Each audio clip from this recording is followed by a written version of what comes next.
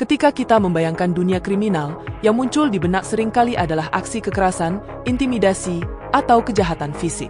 Namun, ada bagian yang lebih halus, lebih licik, dan seringkali jauh lebih efektif dalam menjatuhkan korban, manipulasi psikologis.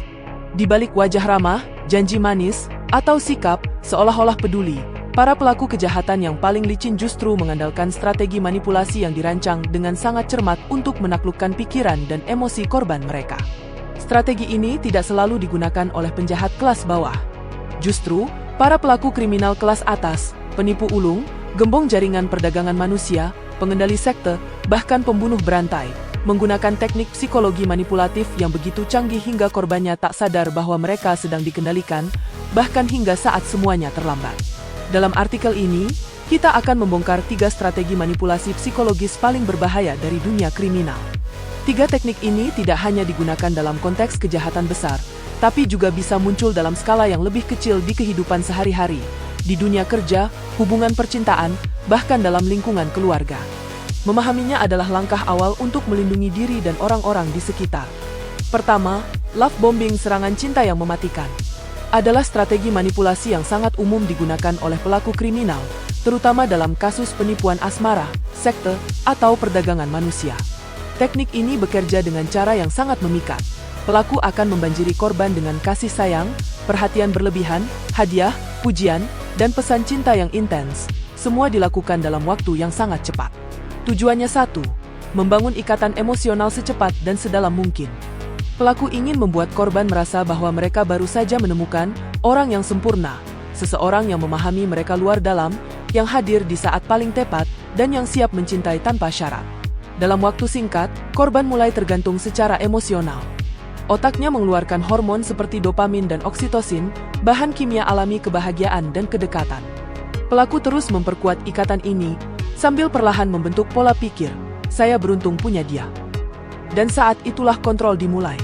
Setelah hubungan terasa dalam, pelaku mulai mengubah nada, meminta korban memutuskan hubungan dengan teman atau keluarga, meminta uang karena keadaan darurat, atau meminta ikut dalam rencana tertentu. Karena korban merasa terikat secara emosional, mereka sulit mengatakan tidak. Bahkan jika mereka ragu, rasa takut kehilangan kasih sayang itu membuat mereka tetap tinggal. Love bombing berbahaya karena ia menciptakan realitas semu. Korban merasa dicintai padahal sedang dikendalikan. Mereka merasa istimewa padahal sedang dijerat.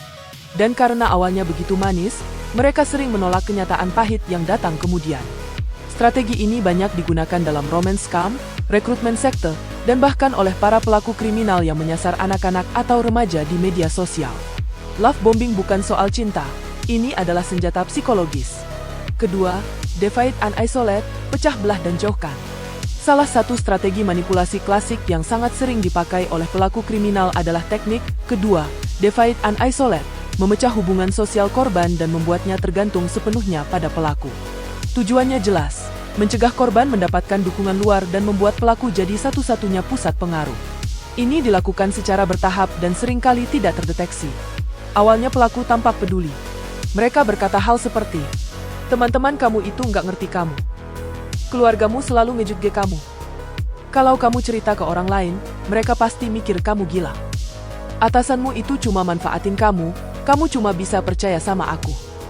Lama-kelamaan, korban mulai meragukan orang-orang terdekatnya. Mereka berhenti curhat, mulai menjauh, dan akhirnya bergantung sepenuhnya pada pelaku. Tanpa disadari, mereka sudah terisolasi, tidak punya tempat untuk meminta pendapat lain, dan akhirnya tidak bisa membedakan mana yang manipulasi dan mana yang kenyataan. Teknik ini sangat sering digunakan dalam relasi abusif, kasus pencucian otak, penipuan keuangan, bahkan perekrutan anak muda ke dalam organisasi kriminal. Dengan menjauhkan korban dari orang-orang yang bisa menyelamatkannya, pelaku menciptakan zona kontrol absolut. Secara psikologis, manusia adalah makhluk sosial. Ketika dukungan sosial dicabut, seseorang akan mencari pengganti. Dan jika satu-satunya orang yang tersisa adalah manipulator, maka pikiran dan tindakan korban sepenuhnya dapat diarahkan sesuai kehendak pelaku. Dalam dunia kriminal, teknik ini sering dikombinasikan dengan tekanan emosional dan love bombing, menciptakan siklus kecanduan psikologis yang sangat sulit diputus. 3. Gaslighting tingkat tinggi membalik realitas. Gaslighting adalah salah satu teknik manipulasi paling berbahaya karena ia mengacaukan persepsi realitas korban secara sistematis. Pelaku membuat korban meragukan ingatan, penilaian, bahkan kewarasannya sendiri.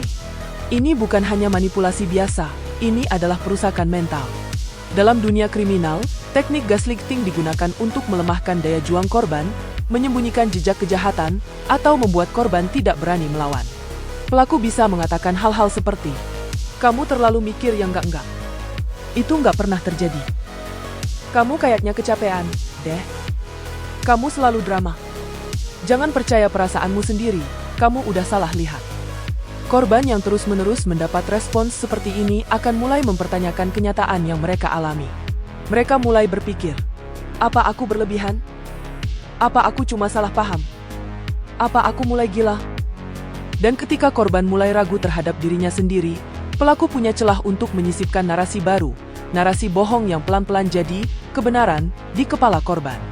Gaslighting juga bisa terjadi secara kolektif, seperti dalam sekte atau kelompok kriminal, di mana semua anggota didorong untuk menyangkal realitas luar dan hanya percaya pada versi kebenaran dari sang pemimpin. Ini menciptakan efek pengurungan psikologis, tubuh bebas, tapi pikiran terpenjara. Dampak jangka panjang dari gaslighting sangat merusak. Korban kehilangan identitas, merasa tidak layak didengar, bahkan bisa mengalami gangguan depresi dan kecemasan kronis. Dan ironisnya, mereka tetap merasa pelaku adalah satu-satunya yang peduli pada mereka. Ketiga strategi manipulasi ini bukan sekedar teknik dalam buku. Ini adalah senjata psikologis yang digunakan di dunia nyata, dalam kasus nyata, dan terhadap korban nyata. Para pelaku kriminal memahami bahwa kekuatan paling ampuh bukan berasal dari fisik atau senjata, tapi dari pikiran manusia yang bisa diarahkan. Sekali seseorang kehilangan kepercayaan pada pikirannya sendiri, maka ia tidak lagi menjadi dirinya. Ia menjadi alat. Itulah mengapa memahami strategi manipulasi ini sangat penting. Kita bukan hanya belajar untuk mengenali pola berbahaya dari orang asing, tapi juga dari orang-orang dekat yang mungkin menggunakan taktik yang sama, meski dalam skala yang lebih kecil. Dan kalau kamu mulai menyadari bahwa seseorang terlalu cepat mendekat, terlalu sering menjauhkanmu dari orang lain, atau terlalu sering membuatmu meragukan dirimu sendiri, jangan abaikan perasaan itu. Bisa jadi, kamu sedang masuk ke dalam jebakan manipulasi psikologis. Dan semakin cepat kamu sadar, semakin besar kesempatanmu untuk membebaskan diri.